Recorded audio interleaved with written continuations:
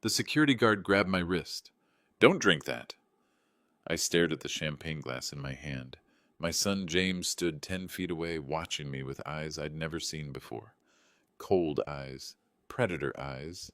Around us, 200 guests waited for my anniversary toast at the company I'd built from nothing. The liquid looked wrong, cloudy, bitter smell. My own son had just tried to poison me. James clutched a manila folder against his chest like a weapon. His wife Rachel sat nearby, phone recording, waiting for me to collapse. They thought they were about to steal my life's work in front of everyone who mattered in our industry. But I've survived 40 years in business by thinking ahead. I brought the glass to my lips and pretended to drink. Then I let my body crumple forward onto the white tablecloth. Gasps erupted around me. "Dad!" James shouted, but his voice carried performance, not panic. Through half-closed eyes, I watched my son reveal his true nature to 200 witnesses. What happened next destroyed our family forever. But it also taught me that sometimes the people who save your life aren't the ones who share your blood. You're going to want to hear how this ends. Trust me on that. I started Harrison Medical Technologies in 1983 from my two-car garage in Akron, Ohio. Helen, my wife of 36 years, believed in me when no one else would. We had nothing but a dream and a $5,000 loan from her skeptical father. The smell of metal shavings and machine oil became our perfume. Cold concrete floors numbed my feet during 18-hour workdays. Helen would bring me coffee at midnight while I worked on prototypes for surgical instruments. Her hands were always warm against my shoulders, grounding me when the stress made my head spin. "This will change lives, Edward," she'd whisper, watching me calibrate precision tools under harsh fluorescent lights. "I can feel it." The first year, we survived on ramen noodles and hope. The second year brought our first contract, $15,000 for custom forceps from Cleveland Clinic. Helen cried when I showed her the purchase order. We were no longer dreamers. We were business owners. But success came with a price I never anticipated. James William Harrison was born on March 15, 1980, during the worst snowstorm in Ohio history. Helen labored for 14 hours while I paced the hospital corridors, my work boots leaving muddy tracks on pristine linoleum. When the doctor finally placed my son in my arms, his tiny fist wrapped around my oil-stained finger, he was perfect. Absolutely perfect. I remember thinking he'd inherit more than just money. He'd inherit purpose. A legacy built on helping doctors save lives through better instruments. I taught him our family values from the beginning. Integrity comes before profit, employees are family, and reputation takes decades to build but seconds to destroy. "Remember, son," I'd tell him while he played with discarded machine parts, "character is what you do when no one's watching." Every Saturday, James would sit beside me at the workbench, asking endless questions about metals and mechanisms. His curiosity seemed genuine then. His smile reached his eyes. I should have watched him more carefully as he grew older. When James graduated high school as valedictorian, I wrote a check for $85,000 to Harvard without hesitation. My own education had ended with a high school diploma and Army technical training. I wanted James to have opportunities I'd only dreamed about. Then came Stanford MBA, another $120,000. Helen worried we were spoiling him, creating expectations we couldn't sustain. "He's our legacy," I'd tell her when she expressed concerns about his increasingly expensive tastes. "Everything we build is for him." I meant every word. The company's success was meaningless without family to share it with. I created the Chief Operating Officer position specifically for James when he turned 35. The board questioned promoting someone so young to such a critical role, but I overruled their concerns. "Blood runs deeper than experience," I reasoned. I gave him the corner office with floor-to-ceiling windows, while I kept my small space overlooking the parking lot. James deserved the best. He was my son. Every decision I made was for my son's future success. Mark Williams entered our lives differently. Ex-Army military police, honorably discharged after 8 years of service. He answered our help-wanted ad for night security in October 2007. The interview lasted 10 minutes. His handshake was firm, his eye contact steady, his references impeccable. More importantly, he understood respect without expecting special treatment. Within a month, Mark had reorganized our entire security protocol. He spotted vulnerabilities I'd never considered: unsecured server rooms, inadequate camera coverage, employees leaving sensitive documents visible. Mark never asked for promotions or raises. He just worked, quietly making everything better. When Helen got sick with pancreatic cancer in 2018, Mark drove her to chemotherapy appointments when critical board meetings prevented my attendance. He never mentioned these kindnesses. I only discovered them in Helen's journal after she passed. Page after page described Mark's gentle care, helping her to the car when nausea made walking difficult, sitting quietly in waiting rooms during her treatments, bringing her favorite tea when hospital coffee proved undrinkable. But the warning signs about James were already appearing in ways I refused to acknowledge. Part 3: The Investment of Love. The marketing budget decision happened during our January 2019 strategy meeting. James presented a 40-slide PowerPoint about revolutionary digital engagement strategies and disruptive market penetration. The terminology sounded impressive, even if I didn't fully understand it. He requested complete autonomy over our $5 million marketing budget. "Trust me, Dad," he said, clicking through charts showing projected revenue increases. "I've got Harvard MBA training and 20 years of watching your instincts. Let me prove what I can do." I signed the authorization papers without reading the fine print. Trust doesn't require documentation between family members, I believed. The ink was barely dry when James ordered a complete rebranding campaign, new website, and expensive trade show booth designs. The results were mixed. Sales remained steady, but our marketing costs tripled. When I questioned the expenses, James showed me analytics reports I couldn't interpret. "These metrics prove we're building brand awareness," he explained, pointing at colorful graphs. "ROI takes time in modern marketing." I nodded like I understood, feeling suddenly old and outdated. James deserved every opportunity to prove his capabilities. The Tesla purchase happened on a Tuesday in March. James burst into my office, laptop open to the manufacturer's website. "Dad, look at this Model S. It's not just a car. It's a statement about innovation and environmental responsibility. Harrison Medical should be associated with cutting-edge technology, don't you think?" The price tag made me wince. $89,000 plus options, but his enthusiasm was infectious. "Our clients will see me arriving in this, and they'll know we're forward-thinking," James continued, scrolling through sleek interior photos. "It's really a business investment disguised as transportation." I wrote the check that afternoon, watching James's face light up like Christmas morning. His hug felt genuine, warm, grateful. These moments of connection made every dollar worthwhile. The downtown penthouse came next. Rachel had found the perfect space for entertaining clients and hosting company events. $2 million for 3,000 square feet of glass and marble overlooking the city skyline. "We need to project success," Rachel explained during our dinner conversation. "Perception shapes reality in business relationships." I co-signed the mortgage documents, proud that my son was thinking strategically about company image. Their housewarming party cost another $25,000. Catered dinner for 50 industry leaders, premium wines, live jazz ensemble. I shook hands with competitors and suppliers in rooms that cost more than my first house. Everyone complimented James on his sophisticated taste and business acumen. But something was shifting beneath the surface of family harmony. The succession planning meeting happened on Tuesday, March 12th, in Patricia Stevens's downtown law office. Mahogany conference table, leather-bound documents, the smell of expensive coffee. Patricia had been our corporate attorney for 15 years, guiding us through acquisitions and contract negotiations. She understood family business dynamics better than most therapists. "The transition plan ensures company stability," Patricia explained, spreading documents across the polished table surface. "At 75, you'll transfer 20% voting shares to James. Full operational control transfers at 80, or upon your passing, whichever comes first."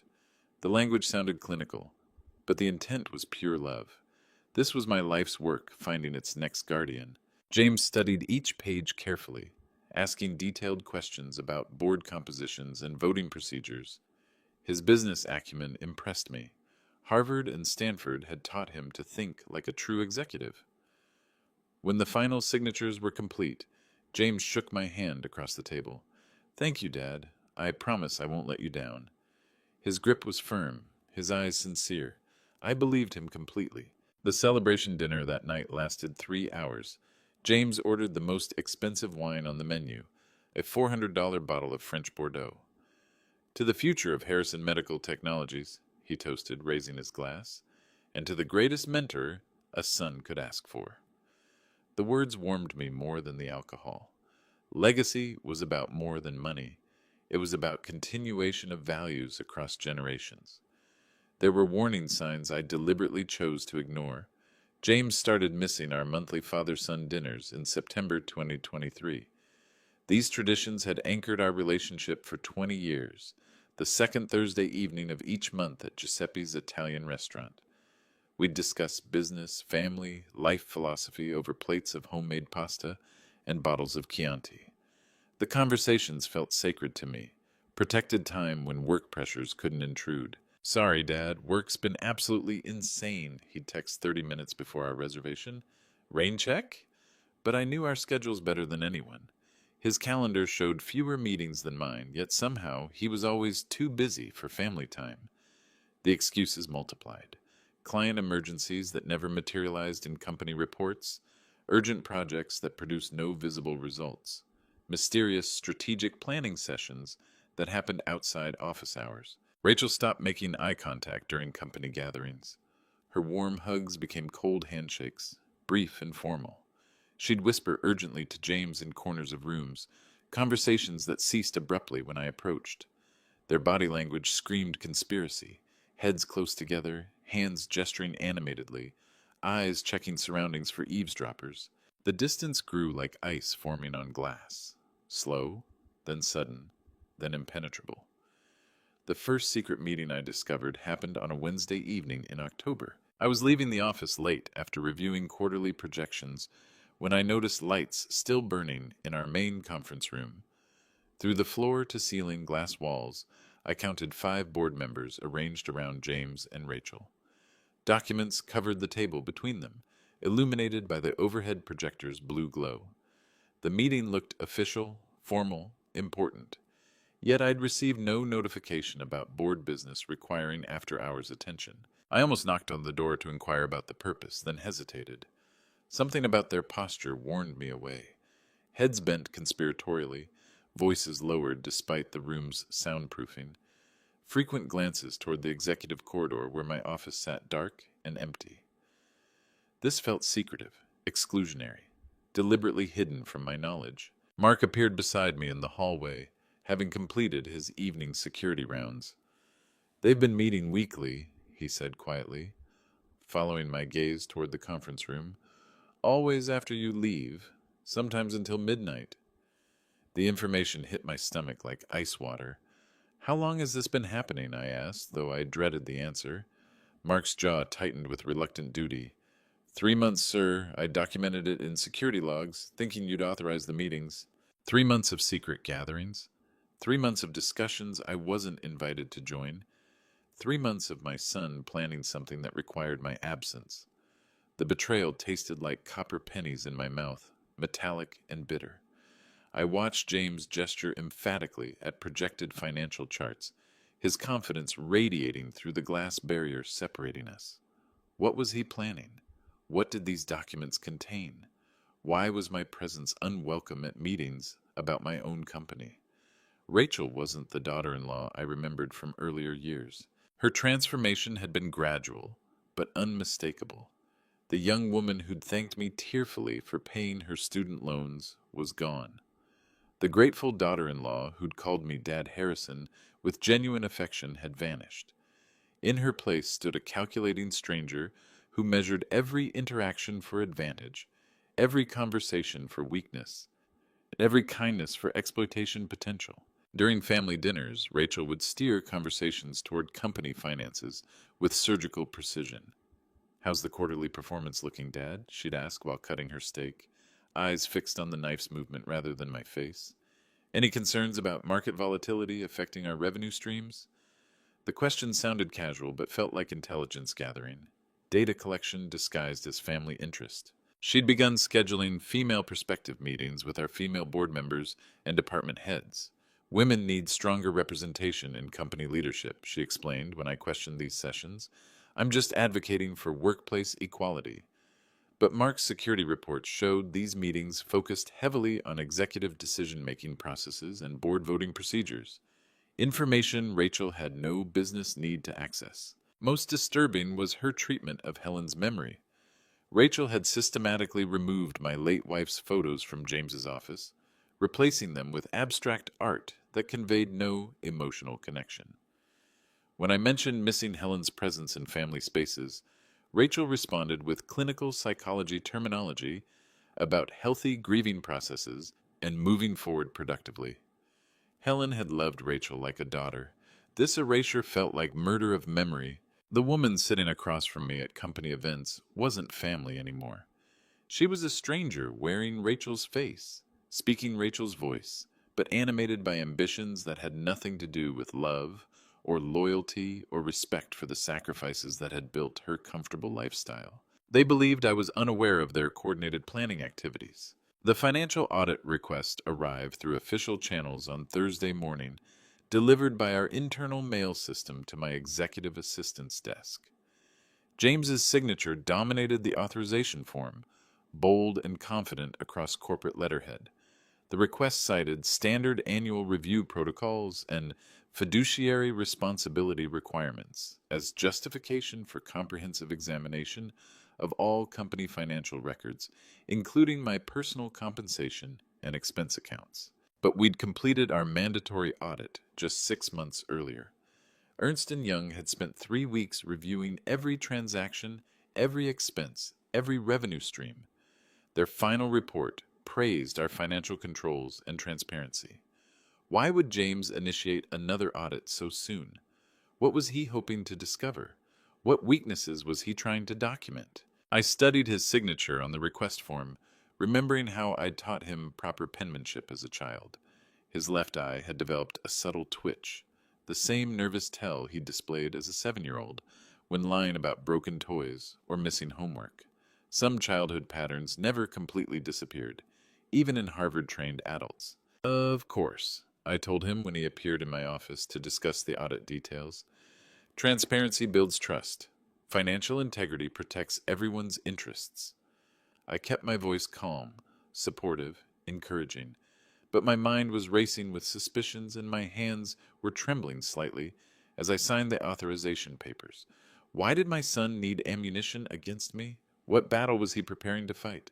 That afternoon, I made a telephone call to Detective Robert Kane, a private investigator who'd helped us with employee background checks and corporate security assessments.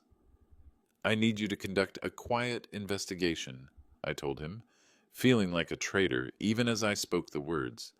Something's happening that I don't understand, and I need to know what my son is planning. The conversation lasted 20 minutes. By evening, Kane was following money trails and examining financial records that might reveal the truth about James's intentions. The night before the anniversary gala, I noticed James exhibiting unusual behavior patterns. The Harrison Medical Technologies 40th Anniversary Gala represented 4 decades of dreams transformed into reality. The grand ballroom at the downtown Marriott, crystal chandeliers casting rainbow light across white linen tables. 200 of our industry's most respected leaders gathered to celebrate achievement and legacy. I'd spent 3 weeks crafting my speech about family values, employee loyalty, and the sacred trust between generations in family business. James had volunteered to coordinate every detail of the evening's festivities. "Let me handle all the logistics, Dad," he'd insisted during our planning meetings. "You've earned the right to simply show up and be celebrated. Tonight should be about honoring your accomplishments, not worrying about catering and seating arrangements." His thoughtfulness had touched me deeply. Finally, my son was demonstrating the maturity and consideration I'd always hoped to see. I should have recognized his eagerness as suspicious rather than generous. The guest list read like a directory of medical device industry leadership. CEOs from competing companies, purchasing managers from major hospital systems, research scientists from prestigious universities, journalists from trade publications. These people represented relationships I'd cultivated over 4 decades of honest business practices. Their respect meant everything to my professional reputation. James had insisted on personally greeting each guest, introducing himself as the future of Harrison Medical Technologies, and promising exciting announcements about company direction. His confidence impressed the attendees, but something about his energy felt manic, desperate, performative. He checked his watch constantly, scanning the room like a general surveying battlefield terrain before launching an attack. Mark caught the warning signs that I was too distracted to notice. James made 3 separate trips to the restroom during the cocktail hour, each return marking visible escalation in his agitation levels. His hands developed a fine tremor when holding wine glasses, causing liquid to ripple with nervous energy. Sweat beaded across his forehead despite the ballroom's comfortable temperature. His conversations became rapid-fire and scattered, jumping between topics without logical connection. Rachel maintained constant communication with someone via text messaging, typing responses with urgent intensity, between forced smiles and air kisses with industry wives. She'd position herself near different board members throughout the evening, engaging in whispered conversations that looked casual but felt coordinated. Her eyes repeatedly sought James across the crowded room, exchanging meaningful glances that spoke of shared knowledge and synchronized timing. "They're nervous about something big," Mark whispered during the salad course, his military training automatically cataloging suspicious behavior patterns. "This isn't normal pre-speech jitters. They're executing some kind of plan." I followed his gaze across the ballroom, noting the cluster formations of board members who'd been attending those secret meetings. Their conversations seemed too quiet for celebration, too intense for casual networking. The evening's energy felt wrong, charged with anticipation that had nothing to do with celebrating company history. People kept checking phones, glancing toward the podium, shifting restlessly in their chairs. James had orchestrated something beyond a simple anniversary dinner. But what? What surprise was he planning that required such elaborate secrecy and careful coordination? Then Mark witnessed something that changed everything forever. James excused himself for the restroom, just as the servers began clearing dinner plates, precisely 15 minutes before my scheduled speech. Mark followed. Standard security protocol for crowded events required maintaining visual contact with potential threats to company leadership. The restroom corridor was empty, pristine marble, reflecting overhead lighting. Through the mirror's reflection, Mark watched James remove a small plastic bag from his inner jacket pocket. White pills, unmarked and pharmaceutical in appearance. James crushed them quickly with the back of a metal lighter, reducing them to fine powder. Then he carefully poured the powder into a champagne glass he'd prepared in advance. My champagne glass, the one designated for my anniversary toast. Mark's military training kicked into overdrive. He activated his phone's camera function and documented everything: the pills, the crushing process, the powder dissolving into golden liquid. James stirred the mixture with his finger, then rinsed his hands thoroughly, eliminating any residual evidence. The entire process took less than 90 seconds, executed with precision that suggested extensive prior practice. Mark's face was pale with shock when he returned to warn me. His hands shook slightly as he leaned close to my ear, speaking barely above a whisper, to avoid detection by nearby guests. "Don't drink that," he said, his voice carrying the urgency of someone who'd just witnessed attempted murder. "Whatever you do, don't drink the champagne." The words hit my consciousness like physical blows. My son had just tried to poison me in front of 200 witnesses. Time stopped as I processed the magnitude of this betrayal. The crystal glass felt impossibly heavy in my trembling hand. Around me, 200 voices faded to white noise, distant and meaningless. Conversations continued, but the words became unintelligible background static.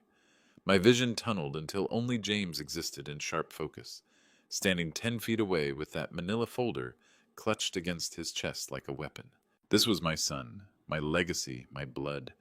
The child I'd held during his first breath was now orchestrating my last, the boy who'd sat beside me at workbenches, asking innocent questions about metals and mechanisms, had grown into a man who crushed pills into my drink with practiced efficiency. 40 years of love, sacrifice, and devotion had produced this moment of calculated betrayal. I looked into the champagne and saw tiny particles still swirling near the bottom, barely visible under the ballroom's glittering lights. Whatever James had dissolved was tasteless and nearly invisible, chosen specifically to avoid detection during public consumption. This wasn't a crime of passion or momentary anger. This was premeditated attempted murder, planned with cold precision and executed with surgical timing. My heart hammered against my ribcage so violently I wondered if nearby guests could hear it. Sweat beaded across my palms, making the crystal slippery and dangerous. Every instinct screamed at me to confront James immediately, to expose his crime publicly, to demand explanations and justice and accountability. Instead, I made a choice that surprised even myself. I decided to give James exactly what he wanted, temporarily. I brought the glass slowly to my lips, allowing the poisoned champagne to touch my mouth without entering my throat. The liquid felt cold against my lips, metallic and slightly bitter from whatever chemical James had introduced. Then I let my body go limp, crumpling forward onto the white linen tablecloth with theatrical precision. Gasps erupted throughout the ballroom like breaking glass. "Dad!" James shouted, but his voice carried performance rather than genuine panic. Through half-closed eyes, I watched him spring into action with rehearsed movements that betrayed extensive preparation. This was his moment, his coup, his ultimate betrayal made magnificently public. James rushed to my collapsed form, kneeling beside my chair with convincing concern painted across his face. "Someone call 911!" he commanded, though his hands made no attempt to check my pulse or breathing. Instead, he stood and faced the gathered crowd, with that manila folder raised like a banner of authority.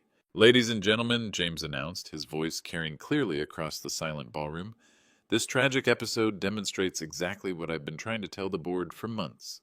My father is 70 years old. His health is failing. His judgment is compromised. Harrison Medical Technologies needs younger, stronger leadership before it's too late." He opened the manila folder with dramatic flair, revealing documents I'd never seen before. "According to the power of attorney he signed last month, I'm authorized to assume immediate operational control during any medical emergency or incapacitation." The papers looked official, legitimate, properly notarized, but I'd never signed anything giving James such authority. The folder contained forged documents. My son was stealing my company using fabricated legal instruments in front of 200 industry leaders. But what James didn't know was that I'd been preparing for this moment for weeks. Alone in my office at 2:30 a.m., I sat in complete darkness, processing the magnitude of what I'd witnessed. The taste of betrayal lingered bitter on my tongue like medicine that couldn't cure the disease. My son, my blood, my heir, my greatest pride, had tried to drug me into unconsciousness before stealing my life's work in front of everyone I respected most. The weight of realization pressed against my chest like a stone. Helen's framed photograph watched me from the desk, her gentle smile now seeming infinitely sad. What would she say about the monster we'd raised together? How had our love and sacrifice and endless second chances produced a man capable of such calculated evil? I thought about James as a toddler, running through the workshop with toy trucks while I calibrated precision instruments. The innocent boy who'd asked endless questions about how machines worked, who'd wanted to help Daddy make doctor tools. When had that curiosity transformed into murderous greed? When had family love become obstacles to be eliminated? The boardroom presentation had been masterful, I admitted grudgingly. James had performed grief and concern perfectly while simultaneously presenting himself as the company's salvation. The forged power of attorney documents looked authentic enough to fool industry experts. He'd planned this coup for months, maybe years, orchestrating every detail with meticulous precision. But he'd underestimated his target, and he'd forgotten that loyalty sometimes comes from unexpected sources. This was the night that transformed me from victim into strategist. The call from Detective Robert Kane came at dawn, jarring me from restless half-sleep. Mr. Harrison, you need to see these reports immediately. His gravelly voice carried urgency that suggested devastating discoveries. I've been following the money trail for 3 months, and what I found will destroy your son's life. I met Kane at his downtown office 90 minutes later, my hands shaking as I reviewed bank statements, cryptocurrency transactions, and forged authorization forms. James had embezzled exactly $1.8 million from our research and development fund over the past 18 months. The theft was sophisticated, hiding behind shell companies and false vendor invoices that mimicked legitimate business expenses. He's been planning this takeover for over a year, Kane explained, spreading evidence across his desk like a prosecutor preparing for trial. The embezzlement was just funding for the larger scheme.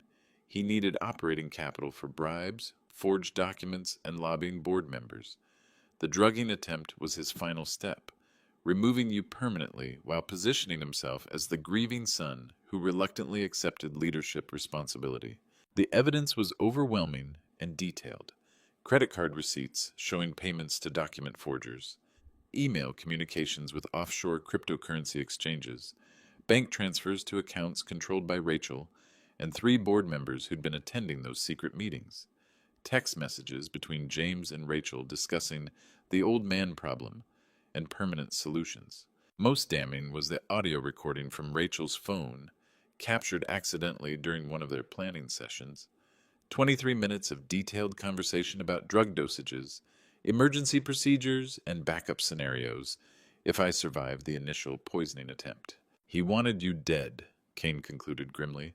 This wasn't about forcing retirement. This was premeditated murder disguised as family business succession.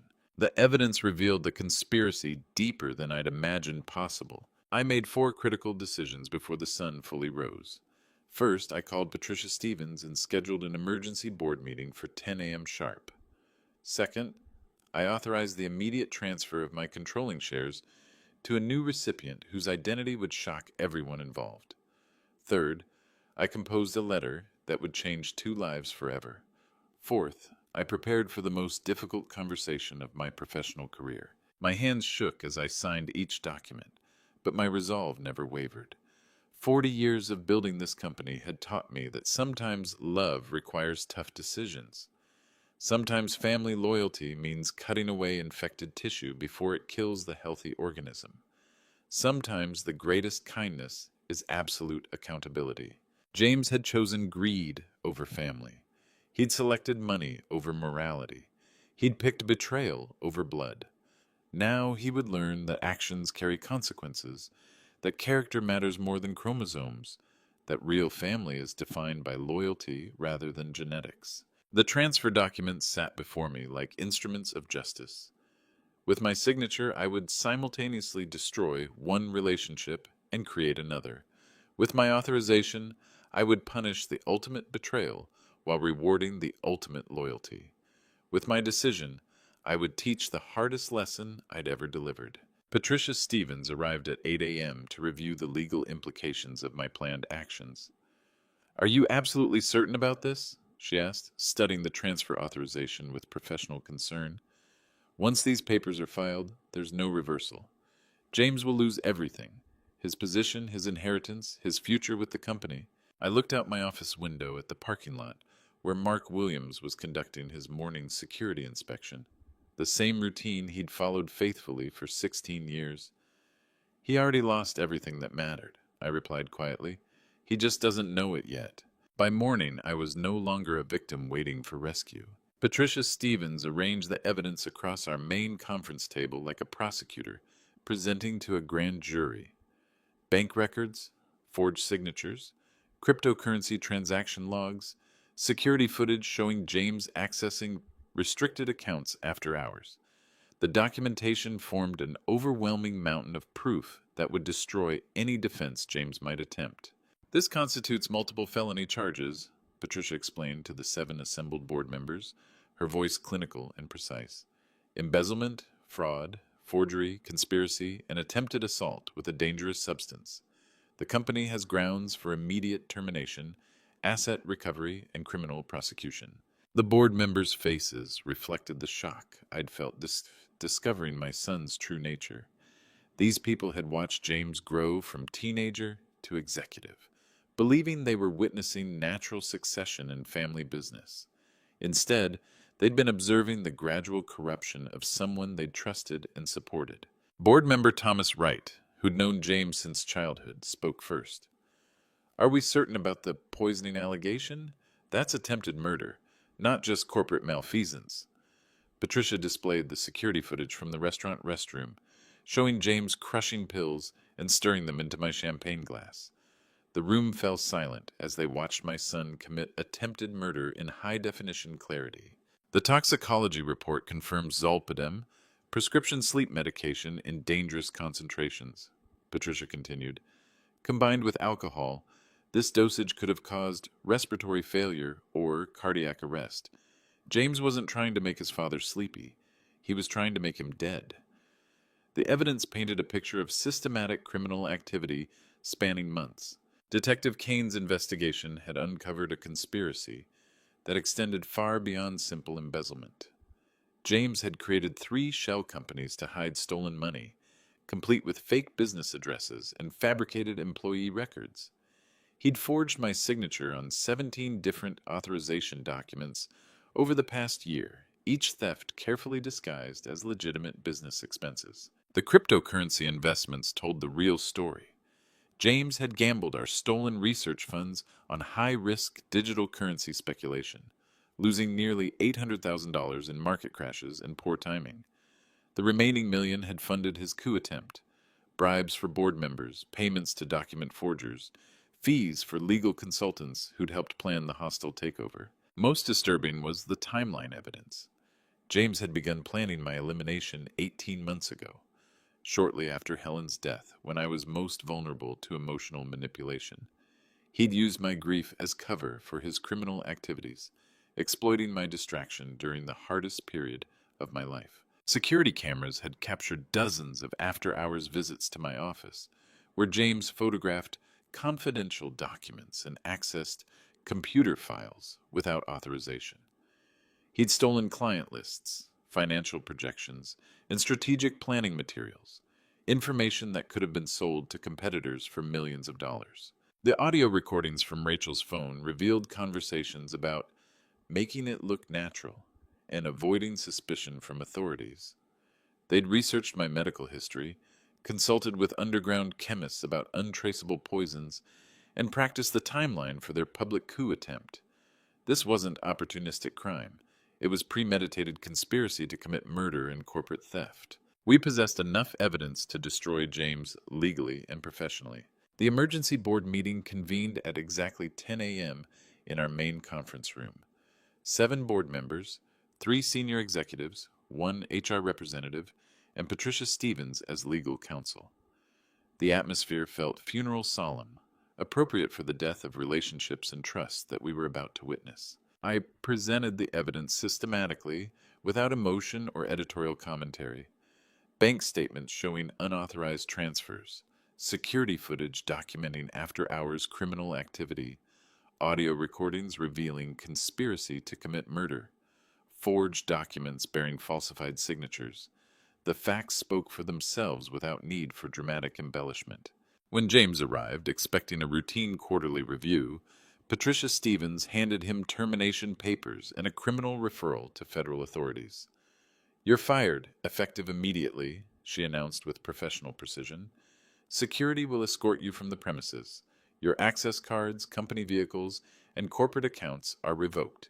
You have 30 minutes to collect personal items under supervision." James's face cycled through disbelief, rage, and desperate calculation. "Dad, this is insane," he said, his voice cracking with panic. "We can work this out. Family doesn't turn on family." But his words felt hollow, manipulative, pathetic. The man begging for forgiveness was the same man who'd tried to murder me 18 hours earlier. "You ceased being my son when you put poison in my drink," I replied, my voice steady despite the earthquake in my chest. "You are no longer my family or my employee. You're a criminal who happens to share my DNA." Patricia Stevens gestured toward the door. "Security is waiting, Mr. Harrison. Please leave quietly to avoid additional charges for trespassing or creating public disturbances." The termination process was swift, systematic, and absolutely final. James's corporate execution happened with military efficiency. His security access codes stopped working within 5 minutes of termination. His company email account was deactivated, his computer files transferred to legal custody, his parking space reassigned. 20 years of company integration disappeared with mouse clicks and administrative commands. Rachel received identical treatment when she arrived at her office an hour later. HR delivered termination papers citing conspiracy to commit corporate fraud and participation in criminal activities against company leadership. Her marketing department access was revoked, her client relationships transferred, her corporate credit cards canceled. The employee handbook contained clear language about immediate termination for criminal behavior. No appeals process, no severance packages, no COBRA health insurance extensions. James and Rachel lost everything they'd stolen and everything they'd legitimately earned. Justice sometimes arrives with bureaucratic precision rather than dramatic confrontation. Mark Williams supervised the removal of their personal belongings, maintaining professional demeanor while ensuring company property remained secure. 2 decades of accumulated items, awards, photos, personal decorations, filled 3 cardboard boxes that seemed pathetically small, considering the magnitude of their crimes. James looked at me one final time before leaving, his expression mixing hatred with desperate hope for last-minute mercy. "This isn't over, old man," he said quietly, trying to project threat from a position of complete powerlessness. "I'll fight this through courts and media. I'll destroy your reputation along with mine." But it was over. He just lacked the wisdom to recognize total defeat. Then came the announcement that shocked everyone in the room. Patricia Stevens opened the final manila folder with ceremonial precision, revealing documents that would reshape Harrison Medical Technologies forever. Edward Harrison hereby transfers 51% controlling interest in Harrison Medical Technologies to Mark Williams, effective immediately upon notarization and filing. She read aloud, her voice carrying across the silent conference room. The announcement hit like lightning. Board members stared in stunned disbelief. Mark Williams went pale, his military composure cracking for the first time in 16 years. "Sir, I can't accept this," he stammered, genuine shock overriding his usual professional restraint. "I'm just security personnel. I don't have business training or executive experience." I stood slowly, my decision feeling more correct with each passing second. "Loyalty earns loyalty, Mark. Character trumps credentials. You saved my life last night, and you've protected this company faithfully for 16 years. You understand what James never learned, that leadership is about service, not self-interest." The transfer documents were already notarized and legal. Within 1 hour, the man who'd whispered, "Don't drink that," became majority owner of a $52 million medical device company. The security guard who'd worked nights to put his daughter through college now controlled the boardroom where industry leaders made strategic decisions. Mark's eyes filled with tears as he processed the magnitude of this transformation. "I don't know what to say," he whispered, his voice breaking with emotion. "I never expected anything like this." "That's exactly why you deserve it," I replied, extending my hand for a handshake that sealed our new partnership. "You protected me when you had nothing to gain. Now help me protect what we've built together." Justice sometimes wears a security uniform and speaks with military precision. The final confrontation happened in the parking garage at sunset, fluorescent lights casting harsh shadows between concrete pillars. James was loading cardboard boxes into his Tesla when I approached, my footsteps echoing in the empty space. He looked older somehow, diminished by the weight of consequences he'd never imagined facing. 20 years of planning," he said without looking at me, his voice hollow with defeat. 20 years of waiting for you to step aside gracefully so I could modernize this company." He slammed the car trunk with unnecessary force, the sound reverberating like gunshots. "You forced me into this situation with your stubborn refusal to retire." I felt nothing but profound sadness for the stranger wearing my son's face. "You never had to wait," I replied quietly. "You never had to steal. You never had to poison. You just had to earn respect through character and competence. But you chose shortcuts over integrity. and now you're facing the consequences." James laughed bitterly, the sound grating against concrete walls. "Consequences? You gave my birthright to a security guard. A man with a high school education now owns what should have been mine by blood." His voice rose with indignation, as if heredity guaranteed inheritance regardless of behavior. "Mark earned his position through loyalty and character," I said firmly. "You lost yours through greed and betrayal. Blood doesn't entitle anyone to rewards they haven't earned." This was goodbye to the son I'd thought I knew, the final conversation with a relationship that had died in a champagne glass. The transformation of our workplace began immediately after James's departure. Security protocols changed that afternoon with surgical precision. New locks, new access codes, new authorization procedures. Every system James had compromised required complete overhaul to prevent future breaches.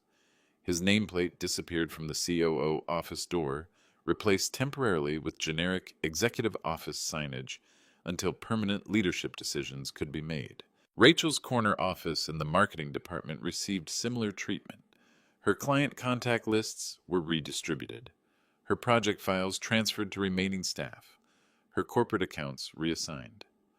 20 years of accumulated corporate identity vanished like it had never existed, leaving only empty spaces that would eventually house better people. The company newsletter required emergency editing to remove James and Rachel from upcoming features. Their photos disappeared from lobby displays and corporate websites.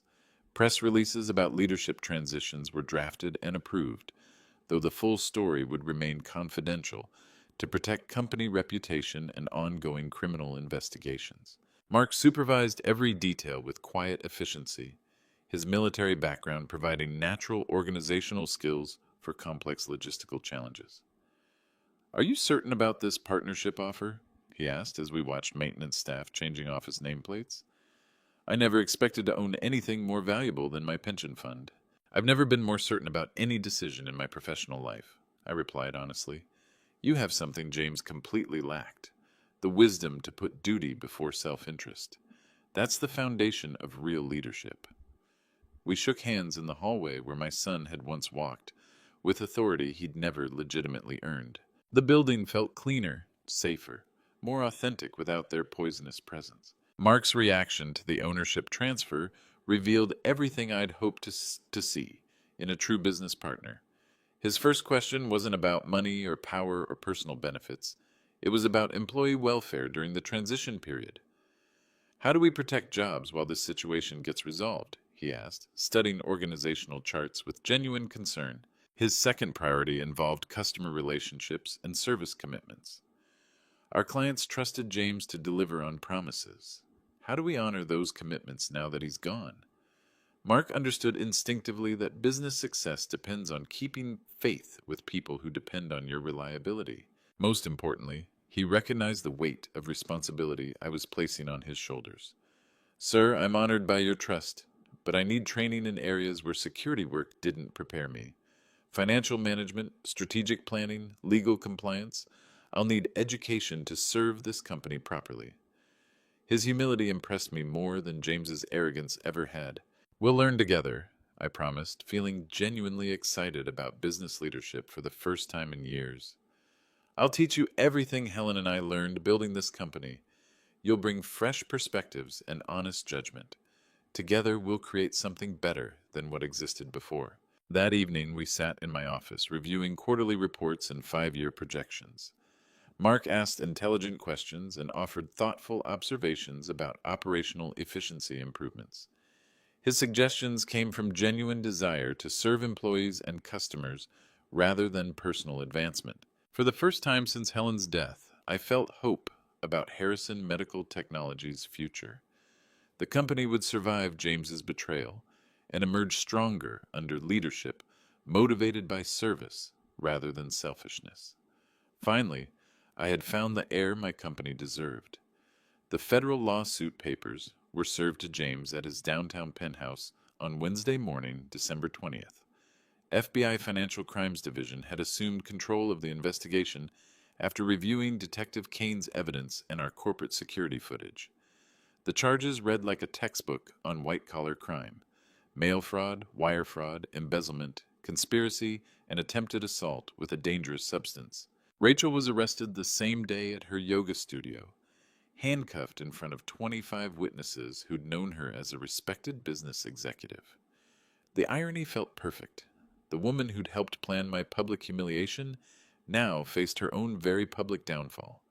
Local television crews captured her being led away in restraints, her designer workout clothes looking ridiculous against the serious charges she was facing. James's first call from jail was to his divorce attorney, not his criminal lawyer. But Rachel had anticipated his abandonment strategy and filed preemptive divorce papers claiming she'd been manipulated and coerced by her husband's criminal activities. She was already positioning herself as a victim rather than a co-conspirator, despite audio evidence proving her equal participation in planning my murder. Their legal fees alone would bankrupt them within months. White-collar criminal defense requires expensive attorneys who charge premium rates for protecting wealthy clients from federal prosecution. The retainers would consume their remaining liquid assets before the trials even began.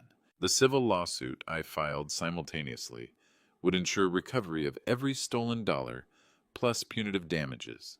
Even if they avoided criminal convictions, the civil courts would strip them of everything they'd accumulated through legitimate and illegitimate means. The phone calls began immediately after news of the arrests spread throughout our industry. Industry partners contacted me personally to express support and shock about James's criminal behavior. CEOs from competing companies offered character witness testimony if needed for legal proceedings. Hospital purchasing managers reaffirmed their contracts with Harrison Medical Technologies, emphasizing that they trusted the company's integrity despite family betrayal within leadership ranks. Employees rallied around the company with touching displays of loyalty. Production workers increased output voluntarily to demonstrate their commitment during the crisis. Sales representatives worked longer hours to reassure customers about service continuity. Administrative staff organized support messages and flowers for my office, creating an atmosphere of family solidarity that James had tried to destroy. Local media covered the story extensively, but the coverage favored our company rather than sensationalizing the scandal. Headlines read, "Family business survives betrayal and security guard becomes company hero," rather than focusing on the salacious details of attempted poisoning. The narrative portrayed Harrison Medical Technologies as a victim of criminal activity rather than a company riddled with corruption. James's professional reputation crumbled overnight like a house built on sand. 20 years of networking, relationship building, and industry credibility disappeared in a single news cycle. Former colleagues refused his phone calls. Professional associations suspended his memberships. Trade publications removed his quotes from upcoming articles. Rachel lost her marketing consulting clients within 48 hours of her arrest. Corporate executives couldn't afford association with someone facing criminal charges for conspiracy and fraud. Her carefully cultivated image as an innovative marketing strategist dissolved under the weight of federal accusations and security camera evidence. The business community's response validated everything I'd believed about character-based leadership and ethical business practices. Federal investigators discovered that James's criminal activities extended far beyond our family company. The FBI's financial forensics team uncovered evidence that James had been embezzling from previous employers long before joining Harrison Medical Technologies. The criminal pattern stretched back 15 years, involving 3 different companies and nearly $4 million in total theft. His methodology remained consistent: forge authorization documents, create shell companies, hide stolen money through cryptocurrency investments and offshore accounts. His gambling addiction explained the motivation for escalating criminal behavior. James had lost over $2 million on high-risk cryptocurrency speculation, using company funds to chase impossible returns that would cover his previous losses. The classic gambler's fallacy had driven him to increasingly desperate criminal acts, culminating in the attempted murder that brought everything into the light. Tax evasion charges added another layer to his legal troubles. James had failed to report cryptocurrency gains as taxable income, owing the IRS approximately $340,000 in back taxes and penalties. The federal government now had multiple agencies interested in prosecuting him for different aspects of his criminal enterprise. Rachel's marketing company had served as a money laundering operation, accepting payments from James's shell companies for fictitious services that existed only on paper. She'd knowingly participated in tax fraud, embezzlement, and conspiracy, making her equally culpable under federal racketeering statutes. The investigation expanded to include the 3 board members who'd accepted bribes for supporting James's coup attempt. Their plea bargain negotiations revealed additional details about the conspiracy timeline and James's long-term planning for my elimination. Each revelation made the criminal charges more serious and the potential sentences longer. The media attention became a nightmare that consumed both James and Rachel completely. National business journals picked up the story as an example of family business succession gone wrong. Forbes published an analysis titled, "When Blood Betrays, the Harrison Medical Technology Scandal," that became required reading in business school courses about corporate governance and family dynamics. The Harvard Business Review commissioned a case study examining the warning signs that might have predicted James's criminal behavior. Television crews established permanent positions outside James and Rachel's penthouse building, interviewing neighbors and former colleagues about signs of criminal behavior they might have missed.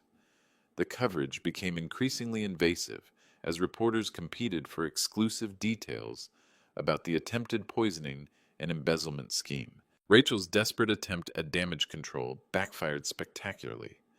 She gave a tearful interview to a local television station claiming she'd been an innocent victim of her husband's criminal manipulation. But the recorded audio conversations proved she'd been an equal partner in planning my murder. The interview footage became prosecution evidence, demonstrating consciousness of guilt and willingness to commit perjury. Their downtown penthouse went into foreclosure within 6 weeks of their arrests.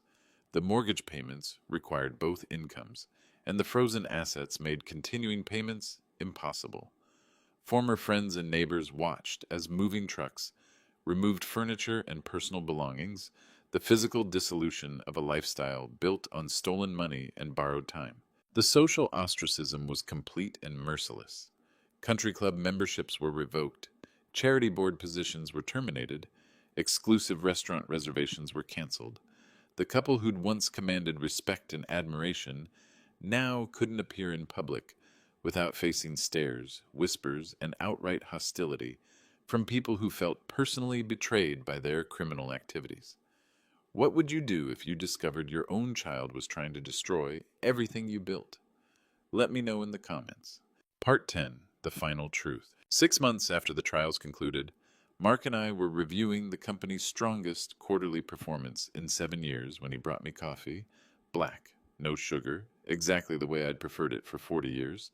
His attention to personal details reminded me of Helen's thoughtfulness, the way she'd anticipated my needs without being asked. "You know," Mark said quietly, settling into the chair across from my desk, "I never expected any of this when I took that security job 16 years ago." I looked up from financial statements showing record profits and expanded market share. Our reputation had not only survived James's betrayal, but strengthened as customers and partners rallied around our demonstrated integrity. "Which part?" I asked, genuinely curious about his perspective on the dramatic transformation that had reshaped both our lives. Mark gestured around the executive office that was now officially his workspace, though we continued sharing the space and decision-making responsibilities as true partners. "Having a real family again," he said, his voice carrying emotions that military discipline usually kept hidden. "My daughter graduated college last month with 0 student debt because of the opportunities you've given me. My ex-wife called to thank you personally for the changes she's seen in my life. I wake up every morning excited about work instead of dreading another night shift." His words hit me harder than James's betrayal ever could, but with warmth instead of pain. This man understood loyalty in ways my biological son never had. Blood creates obligation, but character creates family. I opened my desk drawer and removed an envelope I'd been carrying for months. Inside was Mark's original employment application from October 2007, yellowed with age but still legible after 16 years. At the bottom, in Helen's careful handwriting, was a note I'd forgotten until recently. Edward, this young man reminds me of you at his age. Hire him immediately. He's going to be important to our family someday. I can feel it in my heart. My wife had recognized what I'd been too blind to see. Mark wasn't just an employee who'd happened to save my life. He was the son I'd been praying for without realizing it. The man who'd warned me about poisoned champagne had actually been protecting our family's future for 16 years, one quiet act of service at a time. I showed Mark the note, watching his eyes fill with tears as he read Helen's prophetic words. She saw something in you that I missed until it was almost too late, I admitted, my own voice breaking slightly. You were never just security personnel. You were family waiting to be recognized. Mark carefully folded the application and handed it back to me. Keep it, I said firmly. Frame it for your office. It's proof that the best family relationships are chosen, not inherited. Sometimes the family you choose is stronger than the family you inherit. The trials ended with federal convictions on all major charges. James received 12 years in federal prison for embezzlement, fraud, and attempted murder. Rachel got 8 years for conspiracy and money laundering. They'll be eligible for parole in 6 and 4 years, respectively, but their professional reputations are destroyed forever. Harrison Medical Technologies thrives under new leadership. Mark brings military discipline and genuine character to executive decision-making. Our employee satisfaction scores reached all-time highs. Customer loyalty strengthened. Profits increased. The company my grandfather would have been proud of finally exists. I learned that loyalty earns loyalty, that character trumps genetics, and that family is defined by actions rather than ancestry. The son who tried to poison me lost everything he thought he wanted. The security guard who saved my life gained everything he'd never dared to dream. Blood may be thicker than water, but integrity is thicker than both. If you enjoyed this story of quiet justice, check out my playlist of family betrayal stories. Hit that notification bell so you never miss an upload.